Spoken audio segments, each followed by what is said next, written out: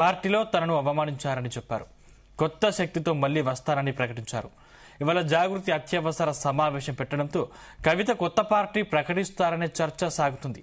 మరోవైపు కవితకు కౌంటర్ ఇచ్చిన బీఆర్ఎస్ మహిళా నేతలు ఎవరికో కీలుబొమ్మలా మారి చిల్లర ఆరోపణలు చేస్తున్నారని మండిపడ్డారు.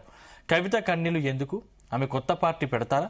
బీఆర్ఎస్ చెబుతున్నట్లు కవిత వెనుక ఉన్నదెవరు? ఈ అంశాలపై వాటి డిబేట్లో చర్చిద్దాం. డిబేట్లో మనతో పాటు పాల్గొంటున్నారు డాక్టర్ జయరాం గారు, అనలిస్ట్, అదేవిధంగా డాక్టర్ లింగం యాదవ్ గారు కాంగ్రెస్ నుంచి, సుమిత్ర ఆనంద్ గారు బీఆర్ఎస్ నుంచి, శ్రీకాంత్ గౌడ్ గారు జాగృతి నుంచి, ఆకుల శ్రీవాణి గారు బీజేపీ నుంచి. ముందుగా జయరాం గారు గుడ్ మార్నింగ్. మీ దగ్గర నుంచి స్టార్ట్ చేద్దాం. Very good morning Sandeep.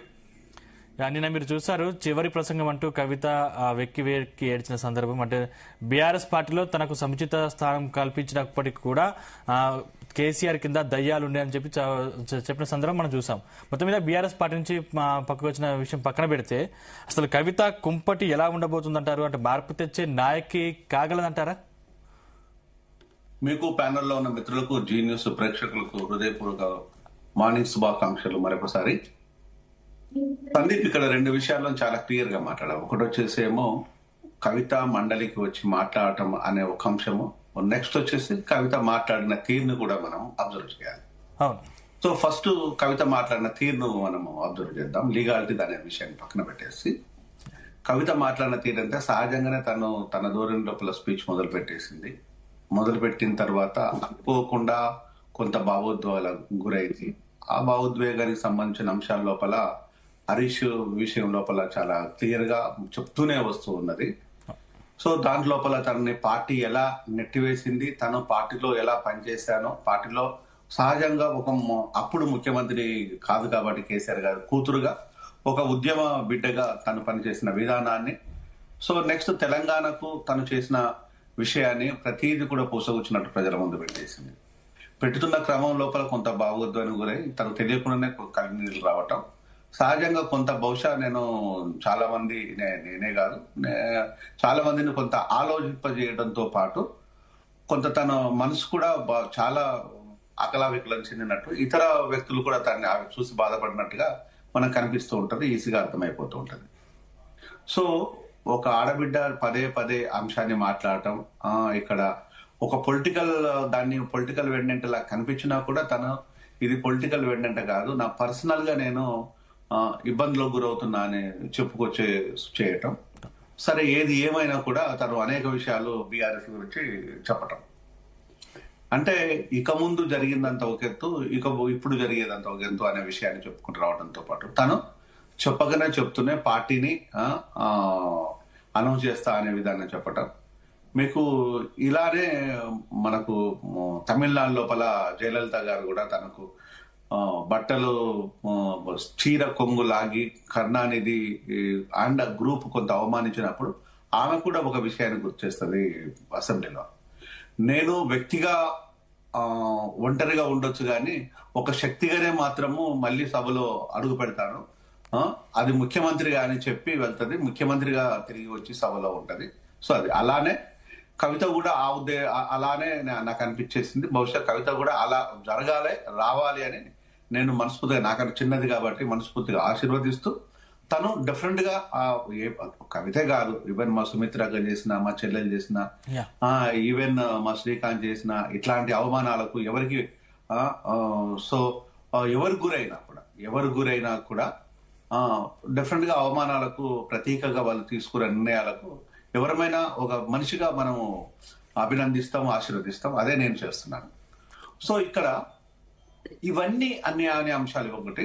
So మిగతా పార్టీ నేతలు కానీ బీఆర్ఎస్ పార్టీ నేతలు ఇతర పార్టీ నేతలు మాట్లాడే విధానాన్ని అన్నట్టు ఒక పక్కన పెడతాం. నెక్స్ట్ కవిత మండలికి రావటం చాలా కీలకం. కవిత 5 నెలల క్రితము రిజైన్ చేసిన తర్వాత తను మండలికి రావటం, మండలికి వచ్చి స్పీచ్ ఇవ్వటం, ఇది లీగాలిటీనా కాదా అనేది చాలా కీలకం. అవును, అంటే ఒక వ్యక్తి చేసిన తర్వాత తనకై తను మనసా వాచ తను రిజైన్ చేసేసి మళ్ళీ మండలికి రావటం అనేది ఇక్కడ చాలా మందికి అనుమానాలు వచ్చేసినాయి. అరే రిజైన్ చేసింది కదా, రిజైన్ చేసి వచ్చి మళ్ళీ మండలికి వచ్చి స్పీచ్ ఇవ్వడం ఏంది, నిజంగా లీగల్ గా అది పాసిబిలిటీనా అంటే కాదు, ఇట్స్ ప్యూర్లీ ఇల్లీగల్. మరి ఇల్లీగల్ విషయాన్ని ఎందుకు దీన్ని ఎంటర్టైన్ చేసినట్టు, ఎందుకు అనే అంశాన్ని నేను కొంత డిస్కషన్స్ గమనించాను. Yeah. ఎందుకు జరిగింది ఇది చాలా రియల్ గా వాస్తవానికి కూడా ఇది కాదు కదా, మరి ఎందుకు ఇది వస్తుంది, ఈ అంశం ఎందుకు ప్రజల్లో నానుతుంది అనే దానికంటే ఇక్కడనే చాలా మంది కన్ఫ్యూజన్ వచ్చేసింది. అంటే ఇది రేవంత్ స్క్రిప్ట్, రేవంత్ మాట్లాడించిన భాగం లోపల నేను భావోద్వేగాలు కాదు, మాట్లాడే విధానాన్ని. ఎందుకంటే ఒక ఆడబిడ్డ కన్నీళ్లు మనం ఎప్పుడు కూడా అవమానించడు కాదు, ఆ కన్నీళ్లు కూడా ఎవరికి మంచివి కాదు. కాబట్టి నేను చాలా క్లియర్గా చెప్తున్నాను. కవిత నేను ఆవేదన కాదు, వచ్చిన విధానాన్ని మరి ఎందుకు వచ్చేసినట్టు, ఎందుకు దాన్ని చేసినట్టు, దాన్ని మళ్ళీ ఇక్కడ మండలి ప్రెసిడెంట్ గా ఉన్న గుత్తా సురేందర్ రెడ్డి ఎందుకు దాన్ని ఎంటర్టైన్ చేసినట్టు ఆ విషయాన్ని అనేది ఇక్కడ ప్రధానమైన ప్రశ్న. అంటే ఈ రెండింటి లోపల కాంట్రవర్సీ మొదలైంది. ఇక్కడే బీఆర్ఎస్ విరుచుకోవడం మొదలుపెట్టేసింది, బీఆర్ఎస్ మాట్లాడడం మొదలుపెట్టేసింది. అలాగని చెప్పేసి బీఆర్ఎస్ గురించి నేనే వకాలతా పుచ్చుకోవట్లేదు, కవిత గురించి కూడా వకాలతా పుచ్చుకోలేదు, ఆ విషయాలను మాత్రమే విశదీకరిస్తున్నాను. అంటే ఇక్కడ రేవంత్ చేస్తున్న చిన్న చిన్న పొరపాట్లు రేపు కాంగ్రెస్ పార్టీకి పెద్ద ఇబ్బందులు ఎదుర్కొంటారు, ఇది గుర్తుపెట్టుకోవాలి. ఇక్కడ మరి ఇద్దరి మధ్యలో ఉన్న విషయాన్ని రేవంత్కి ఏంది ఇబ్బంది అంటే, ఇక్కడ విషయం అనేది రేవంత్ మాట్లాడిస్తున్నట్టుగా కనిపిస్తుంది.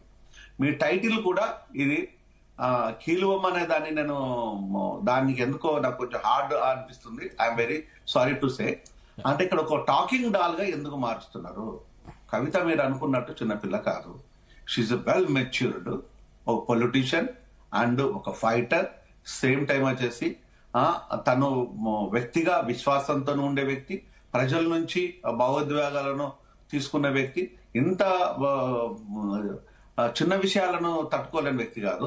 అంత పెద్ద విషయాన్ని, బిడ్డల్ని వదిలేసి, భర్తను వదిలేసి, కుటుంబాన్ని వదిలేసి జైల్లో ఉన్న వ్యక్తి తను ఎంత కటువుగా మార్చాలో, ఒక ఆడబిడ్డని ఎంత ఫైటర్ గా మార్చాలో అంత మార్చింది సమాజం. సో అందులో తప్పుల గురించి నేను బయలుదేర్చుకోలేదు. సో కాబట్టి ఈ విషయాన్ని ఎందుకంటే తను కలత చెంది పదే పదే హర్ట్ అవుతున్న విషయాన్ని గుర్తు చేస్తూ తనకు తెలియకుండానే గుర్తొస్తున్నది అనే దాన్ని చెప్పడం కోసం. ఒకటే నిమిషం. ఇంకొక అంశం వచ్చేసి ఇక్కడ రేవంత్ దీన్ని ప్రమేయం లేకుండానే మండలి ప్రెసిడెంట్ చేశాడా అనేదంటే రేవంత్ ప్రమేయం లేకుండా జరగలేదు, డెఫినెట్ గా జరిగింది. ఇలా అందరి సభ్యులకు ఈ పాసిబిలిటీ ఉందా అంటే లేదు. ఇది ఇంతకుముందు జరిగిందా అంటే జరగలేదు. వేరే రాష్ట్రాలలో జరిగిందా అంటే జరగలేదు. ఎక్కడ జరిగింది ఒక తెలంగాణ మండలిలోనే ఎందుకు జరిగింది అనేది ఇది ప్రధానమైన చర్చ. ఇలాంటి పొరపాట్లు కనుక కాంగ్రెస్ పదే పదే చేసినట్టయితే దిగజాడు రాజకీయాలు అవుతుంది. రాజకీయాన్ని రాజకీయంగా ఎదుర్కోవాలి తప్ప ఒక ఆడబిడ్డ పరువు మర్యాదలను పనంగా పెట్టేసి కాంగ్రెస్ ఎదగాలనుకోవడం అనేది ఇబ్బంది అనేది ఈ రోజు బీజేపీ మన బీఆర్ఎస్ వాదిస్తున్న వాదన. ఆ వాదన ప్రజల లోపల డిఫరెంట్ గా బలంగా పోతుంది. కవిత విషయం ఎంత బలంగా పోయిందో ఈ వాదన కూడా అంతే బలంగా రేవంత్కు.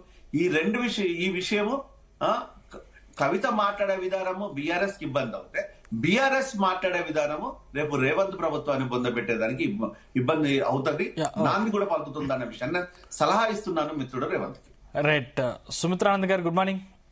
గుడ్ మార్నింగ్ అండి సందీప్ గారు.